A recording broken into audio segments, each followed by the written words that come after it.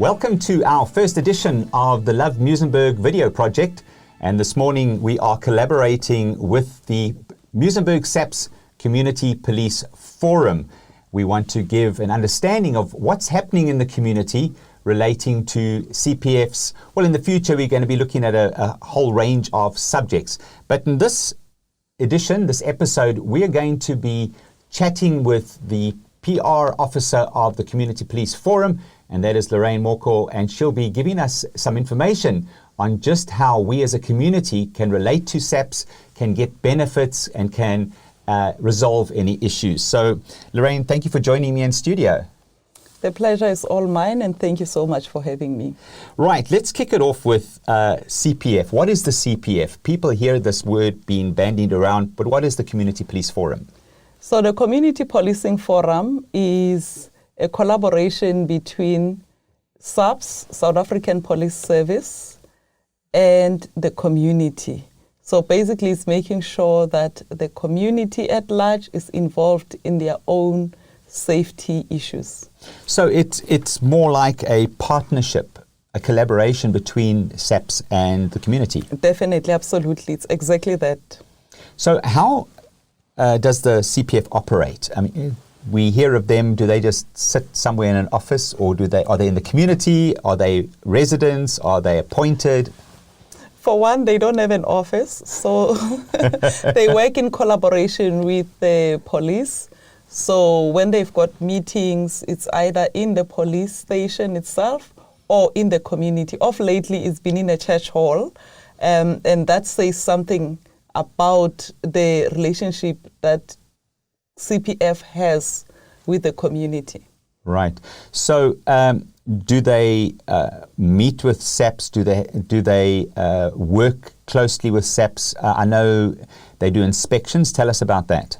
Yes, they work closely with SAPS. SAPS on its own can do its work, but then without oversight, without the community being the eye into making sure that they are actually doing the work they are supposed to be doing, CPF is therefore for that reason to make sure that they are there, and legally so to make sure that they are an oversight in checking what the police are actually doing. So in a way it's an accountability, holding them accountable so they know someone is watching, not to restrict them in any way. Yes, it's exactly that. It's just to make sure that they are doing what they ought to do, but in the most dignified way. Because of the police, they've got too much powers in their hands, and that can easily be abused. One would have heard in terms of when we were on the hard lockdown, what happened. But then because of there is forums like CPF, they also know that, by the way, these are also community members that we have to respect. Yeah, I remember that. We need to let the authorities know that the community are part of it. It's not we are the big boss, but we need to have those partnerships. How do you see the Community Police Forum at the moment? What are the goals? How are we going to start working better with SAPS as a community? I think the very first thing that we need to look into is to make sure that there is visibility in the ground. So Muizenberg CPF has got about 12 different areas that it covers. It's a very big ground to cover, and for the capacity of the police is not that much.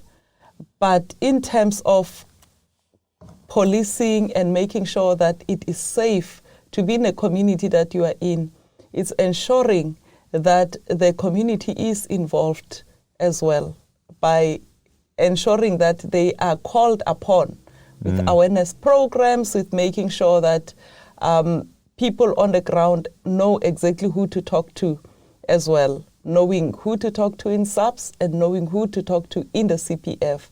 And that will come very shortly in terms of profiling each and every one of the CPF as well as the SAPS members that are actually in the front line helping communities.